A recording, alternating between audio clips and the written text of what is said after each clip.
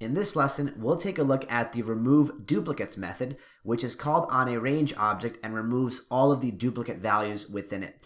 So I'll begin here on my spreadsheet by just creating a column of names. So I'm going to call it names, and I'm going to include the header up here. I'll explain why in a second. So let's just fill this up with some random names: Andy, Ricky, Bobby, Jamie. And now let's fill in a couple duplicates here. So let's put in something like, let's do a Sally, then a Ricky, another Sally. Let's do another Bobby right here. All right, so we have a couple duplicates here. How can we go ahead and clean this list up?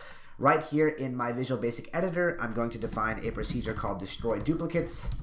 I really like this procedure name. It sounds pretty epic compared to our standard ones. So Destroy Duplicates. I'm going to select the range that I want to target, and what I'm going to target here is actually the entire range, including the header, including all of the duplicates, everything. So starting from cell A1 all the way through cell A9, in double quotes, in the range. I'm going to call the RemoveDuplicates method, and we're actually going to have to provide it a list of several arguments here. So when I press space here, we're going to see that pop-up appear, and you can see here the first argument is columns. The columns argument actually expects an array of the indexes of the columns that we know contain duplicates. So you can actually perform duplicate removal based on values across multiple columns.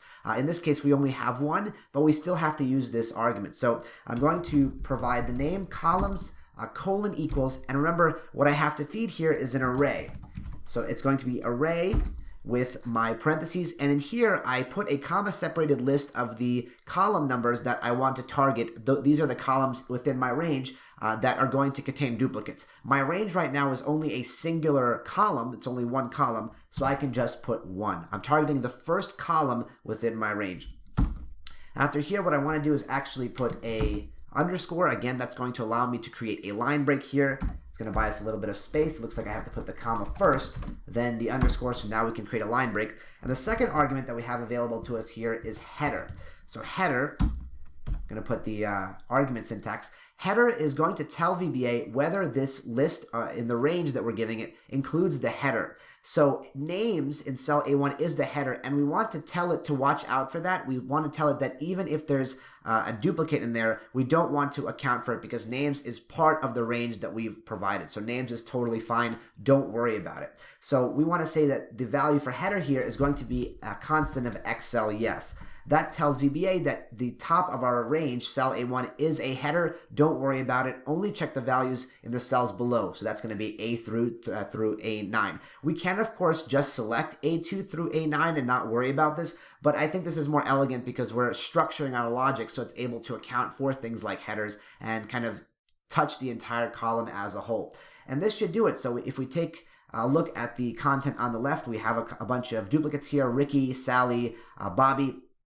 What's actually going to happen is VBA is going to remove the duplicates whenever it finds them. So as it's going over, for example, Ricky, the first time it runs into Ricky, this is not a duplicate. This is where it's a duplicate the second and third and fourth time that it occurs, etc. So this is what's actually going to be removed. When this is removed, all of the rows will simply shift up to account for it.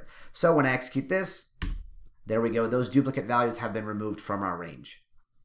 That's all there is to cover in this lesson. We talked about the RemoveDuplicates method. It accepts a columns argument, which represents an array of the columns that we want to target that contain duplicates. You can do duplicate removal by keeping track of duplicates across multiple columns. The second argument, header, specifies whether the first row in our range contains header information. Here we gave it an argument of xcel yes to say that it does. You can, of course, give it an argument of xcel no if the thing that you're selecting, the range, does not contain a header and you want to target the entire range as a whole. You can customize all of these options just by modifying the arguments that you give to these parameters.